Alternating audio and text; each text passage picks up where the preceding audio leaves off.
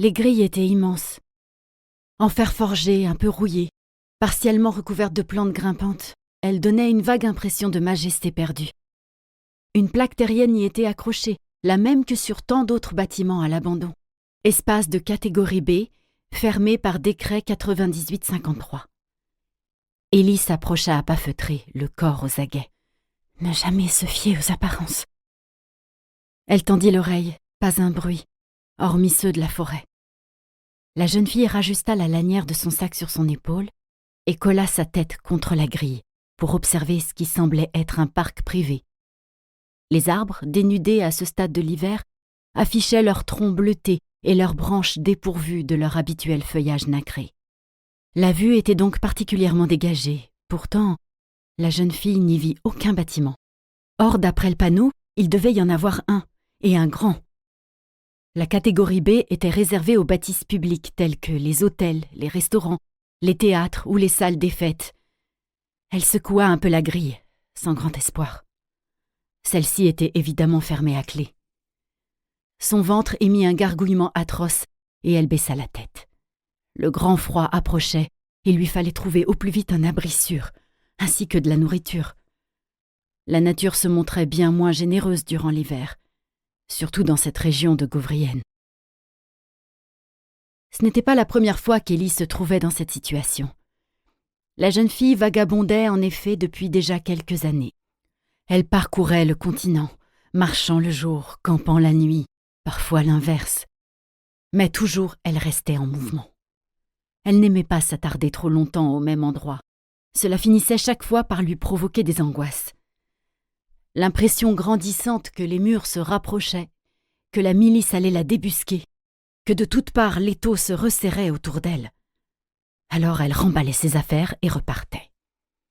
La plupart du temps, elle s'arrêtait dans d'anciennes propriétés privées indépendantes des terres d'horizon, les plus éloignées de la zone terrienne et de sa métropole. Condamnées depuis la loi 98-53, elles offraient discrétion et sécurité, davantage même que le plus petit village de cercle extérieur triobien. La majorité des triobes étaient en effet occupés par les terriens ces temps-ci. Chaque triobe était organisé sur un même principe. Entourant la capitale, centre névralgique du commerce et systématiquement, ou presque, doté d'un comptoir terrien, venait le premier cercle et ses 4 cités. Puis le deuxième cercle, qui abritait souvent entre 10 et 20 villes de taille moyenne. Enfin s'ouvrait le troisième cercle avec ses villages, principalement tournés vers l'agriculture et l'élevage. Depuis que les terriens avaient décidé de surveiller les Illyriens dans leurs déplacements, des postes frontières avaient été installés dans les gares de chaque ville. Le contrôle était donc omniprésent, ce qui compliquait bien trop les choses pour la jeune vagabonde. Les propriétés indépendantes, bien que répertoriées par les terriens, n'étaient quant à elles pas surveillées, ou du moins plus depuis l'éviction de leurs occupants.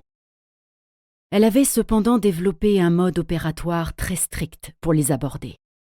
D'abord, s'assurer que le lieu était réellement désert.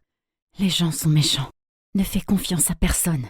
Ne parle à personne. Jamais. Elle restait en observation extérieure souvent pendant une journée entière, avant d'essayer de pénétrer dans un bâtiment. Une fois rassurée, elle se glissait à l'intérieur, par une fenêtre le plus souvent, plus facile à forcer que les portes. Ensuite, elle fouillait les lieux avec minutie et inventoriait ce que les anciens propriétaires avaient laissé. En premier lieu, le nécessaire de survie. Nourriture non périssable, allumettes, matériel de soins médicaux, ce genre de choses. Ensuite, les produits nécessaires mais non indispensables, comme du savon, des vêtements, peut-être une couverture ou un sac à dos plus solide que le sien. Enfin, les petits luxes, sucreries, bijoux, parfois même un livre. Il était rare d'en trouver beaucoup, la majorité des gens ayant totalement vidé leur habitation avant de la quitter. Mais les oublis des distraits faisaient les trésors d'Élie. Ce n'était qu'une fois les lieux totalement explorés qu'elle les occupait. Chaque bâtiment étant autonome, elle trouvait toujours de l'eau courante, grâce au bassin d'eau de pluie, de même que du chauffage et de l'électricité, grâce au système de récupération d'énergie naturelle. Mais Élie restait prudente.